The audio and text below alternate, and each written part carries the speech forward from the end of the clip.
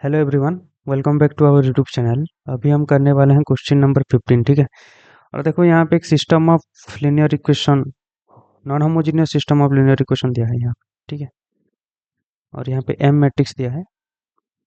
और देखो हर ऑप्शन में हमको रैंक ऑफ एम के बारे में पूछा है। ठीक है। और ये जो सिस्टम ऑफ लीनियर इक्वेशन है, इसका सोल्यूशन एग्जिस्ट करेगा या नहीं करेगा, ये हमको पता करना है। ओके। तो सबको ये पता होगा, suppose A x equal to B, A x is equal to B एक non homogeneous system of linear equation है। Okay, if rank of A is same as rank of augmented matrix, then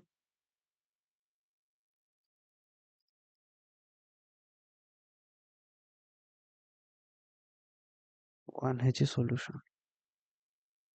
If rank of A is same as augmented matrix का rank, then at least one solution तो exist करेगा। Okay. तो देखो यहाँ पे matrix क्या होगा, augmented matrix क्या हो जाएगा यहाँ पे 6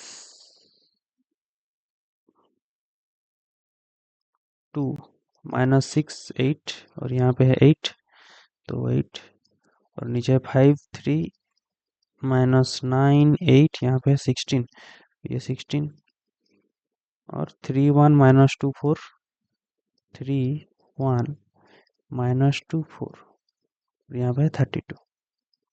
ठीक है, ये हो गया ऑगमेंटेड मैट्रिक्स। इसका हम रैंक फाइंड करते हैं। तो देखो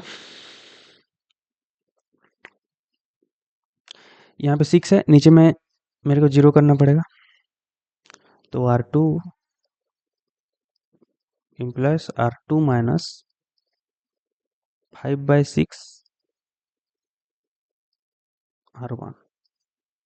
ओके। तो ऊपर वाला तो सेम रहेगा, दैट इज 6 2 -6 8 8, यहाँ पे हो जाएगा 0 और यहाँ पे क्या हो जाएगा, यहाँ पे हो जाएगा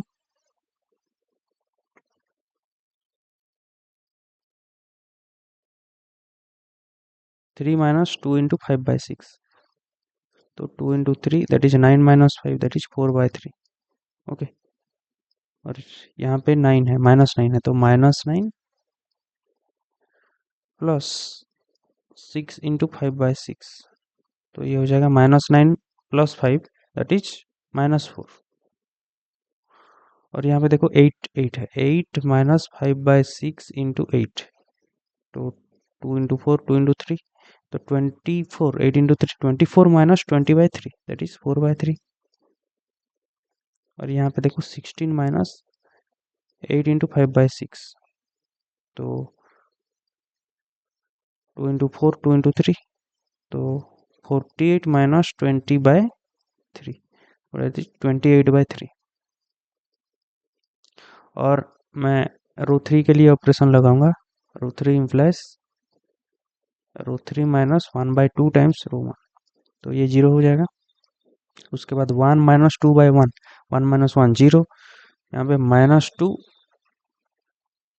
plus 3, okay, -6/2 that is -3, minus minus plus -2 plus 3 that is 1, और यहाँ पे 0 4 -8/2, 4 -4 0, और यहाँ पे 32 -8/2 मतलब 32 -4 दैट इज 28। इतना क्लियर है।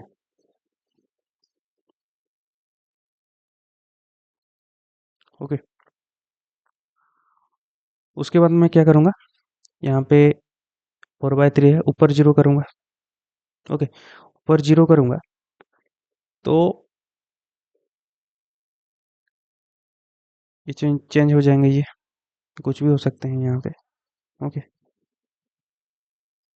और ये हो जाएगा 0, नहीं कर रहा हूँ मैं। ओके। उसके बाद यहाँ पे 1 है, यहाँ पे ये दोनों को मैं 0 कर सकता हूँ। ठीक है, तो ये दोनों को मैं 0 करूँगा तो ये 0 हो जाएगा, ये चेंज हो जाएंगे।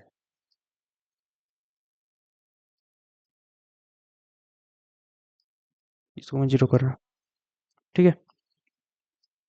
तो उसके बाद हम कुछ नहीं कर सकते, तो यहाँ पे देखिए, देखो ये एक नॉन जीरो रो हो गया, ओके। और यहाँ पे 4/3 है, तो ये भी एक, ये कुछ भी हो, ये एक नॉन जीरो रो हो गया। और यहाँ पे देखो, यहाँ पे 1 है, ये एक नॉन जीरो रो हो गया। तो टोटल नॉन जीरो रो कितने हो गए? 3 नॉन जीरो रो हो गए। तो इसका मतलब रैंक ऑफ ऑगमेंटेड मैट्रिक्स, ये है m,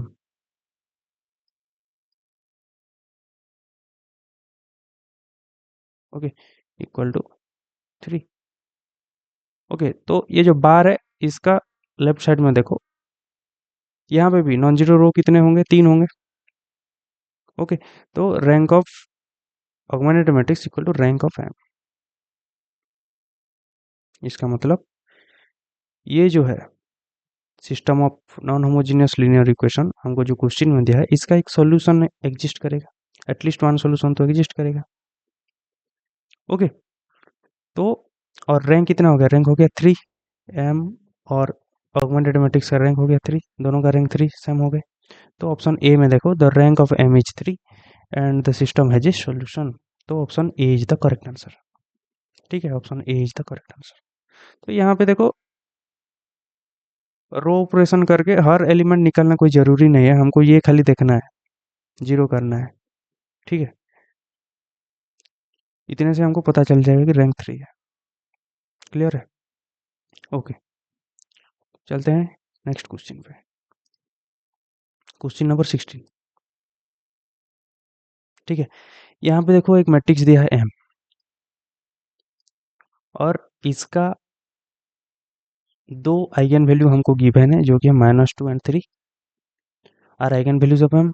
और यहाँ पे एक रिलेशन दिया है, ठीक है। Then which one of the following is true. और यहाँ पे देखो, ये जो x है, इसका वैल्यू हमको निकालना है। यहाँ पे हर ऑप्शन में x का बारे में पूछा है, x क्या होगा। और m² प्लस m जो है, ये इन्वर्टिबल है या नहीं है, ये हमको देखना है, ठीक है। तो देखो, सबको पता होगा, ये एक होता है A x equal to lambda x, relation होता है A x equal to lambda x, ठीक है। और ये जो लैम्बडा होता है, ये eigen value of A, eigen value of A. और एक्स क्या है? एक्स होता है आइगन वेक्टर, ठीक है।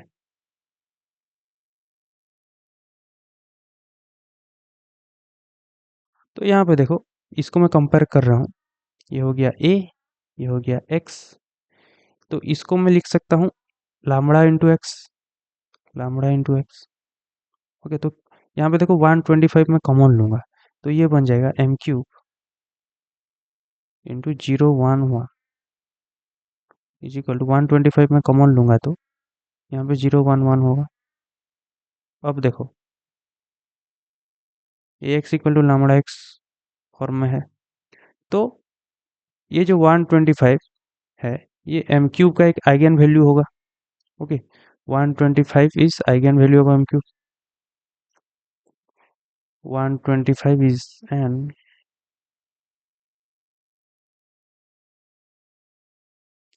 Eigen value of m³। m³ का एक आइगन वैल्यू 125 है, इसका मतलब मैं क्यूब रूट करूंगा तो 5 is an eigen value of m होगा, ओके। m का हमको पहले से 2 आइगन वैल्यू गिवन है, -2 एंड 3, ओके। तो देखो, m का हमको 3 आइगन वैल्यू मिल गया, तो -2 3 और यहाँ पे मिला 5, 5 are eigen values of m,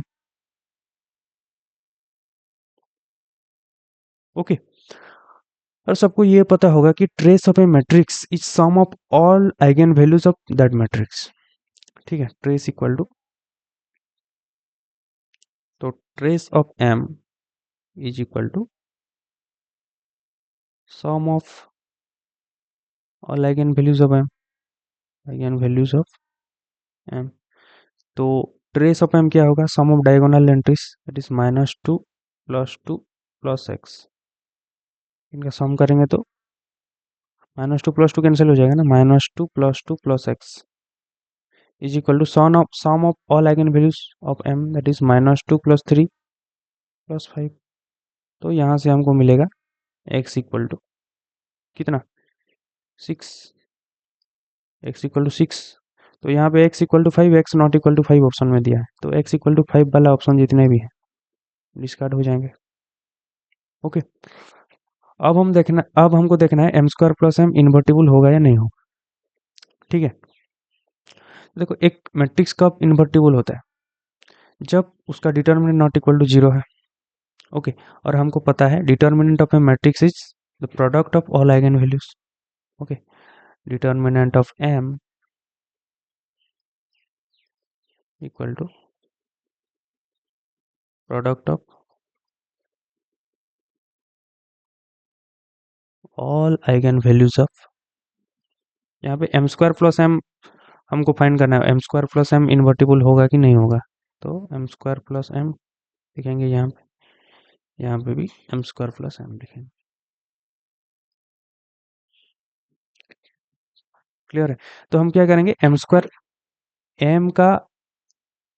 m का आइगन वैल्यू हमको पता है। ओके, तो m² का आइगन वैल्यू हम निकाल सकते हैं। m का आइगन वैल्यू क्या है -2 3 5। तो m² का आइगन वैल्यू क्या हो जाएंगे, इनका स्क्वायर तो 4 9 25। तो m² + m इसका आइगन वैल्यू हो जाएगा, सम कर देंगे। Okay, 4 - 2 that is 2, 9 + 3 11 and 25 + 5 that is 30। Okay, देखो एक भी आइगन वैल्यू 0 हो गया, इसका मतलब डिटर्मिनेंट 0 होगा, इसका मतलब मैट्रिक्स इज नॉट इन्वर्टेबल। और all eigen values non zero हैं। If all eigen values non zero हो गए, इसका मतलब डिटर्मिनेंट कभी जीरो नहीं होगा, नॉट इक्वल टू जीरो, मतलब मैट्रिक्स इज इन्वर्टेबल। तो यहाँ पे देखो यहाँ पे all eigen values non zero, all eigen values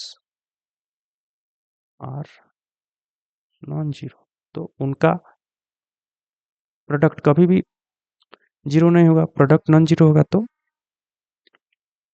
m² + m determinant not equal to zero implies m² + m is N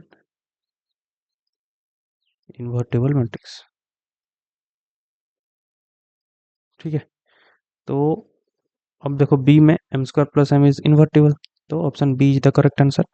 D में क्या बोला है, डी में बोला है नॉट इन्वर्टेबल, तो ये गलत हो गया। तो option B is the correct answer. ठीक है, option B is the correct answer. Clear है, ओके, थैंक यू, मिलते हैं नेक्स्ट वीडियो में।